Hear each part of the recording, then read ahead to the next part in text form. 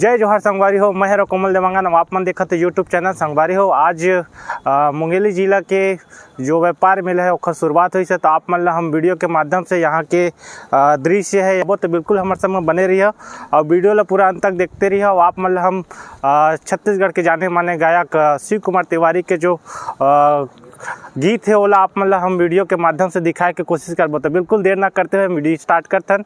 चलो संगी हो वीडियो देखथन।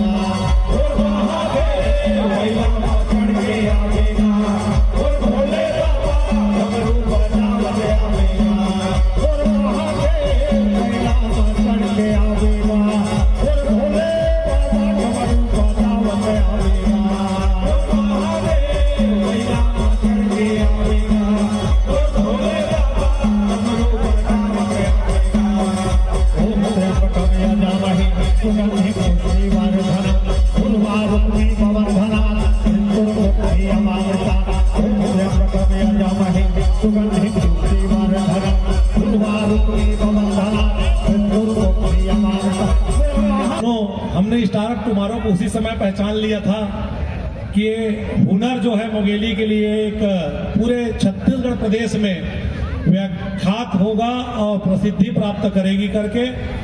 आज मैं उन दोनों को बहुत बहुत बधाई और पूरे टीम शुरू से जो लगे हुए हैं पूरे टीम को मैं बधाई देता हूं। इसमें दो नहीं पूरे 35 से 35 लोग जुड़े हुए हैं। राहुल भी मेरे पार्षद साथी है, कंटिन्यू नगर पालिका छोड़ के यहाँ समय देता है। मैं पूरे टीम को बहुत बहुत बधाई देता हूं और धन्यवाद देता हूं।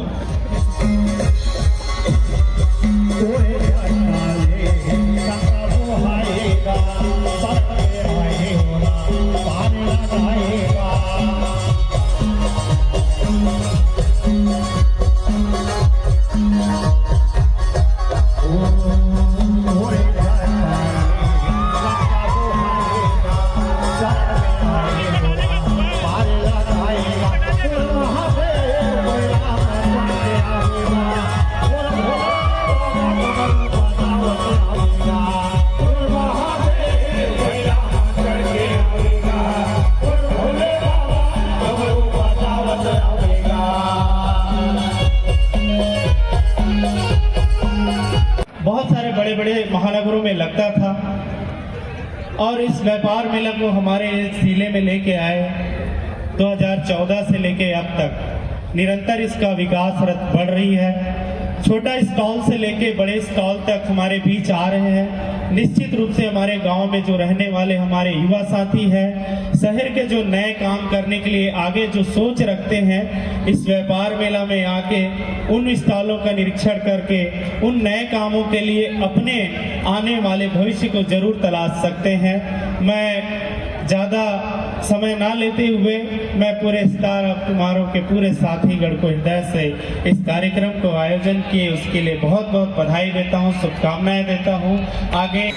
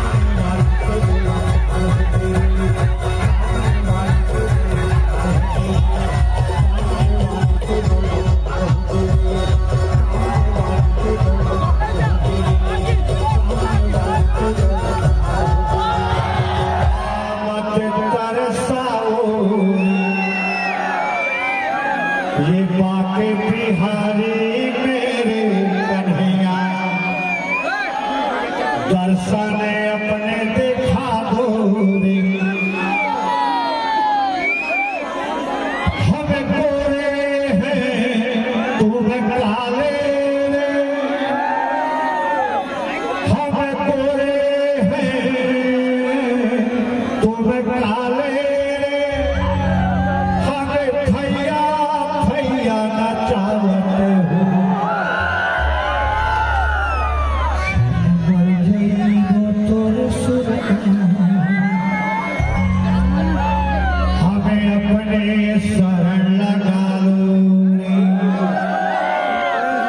झिलमिल जमुना लहरे मोरे पीरा बढ़ा दे कैसे जिया मेरे कन्हैया कैसे जिया मेरे कन्हैया अब अपने हृदय बसाले तब ताने छेड़े ब्रिजनंदन ने गोदी मार के गधड़ी छोड़ी मुस्काए नाचे राधारानी मुस्काए नाचे राधारानी ताल कन्हैया छोड़े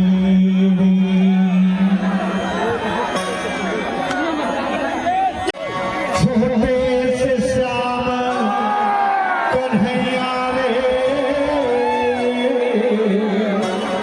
छोटे से श्याम कन्हैया रे छोटे से श्याम कन्हैया रे छोटे से श्याम कन्हैया वो खमुरली बजाए वो खमुरली बजाए वो खमुरली बजाए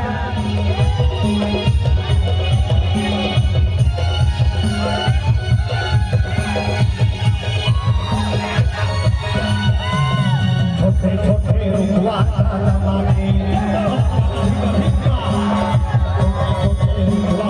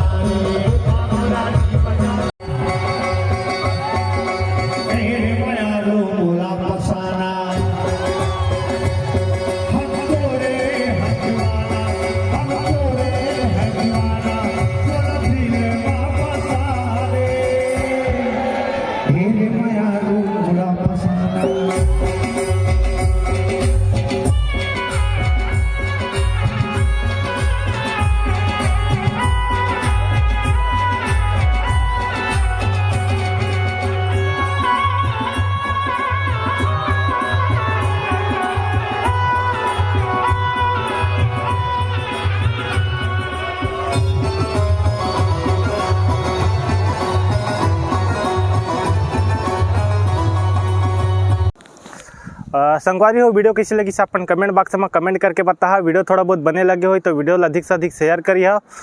यही आशा उम्मीद के साथ मैं विदा लेवा था। फिर मिलूंगा अगला वीडियो में, तब तक ले जय जोहार, जय छत्तीसगढ़।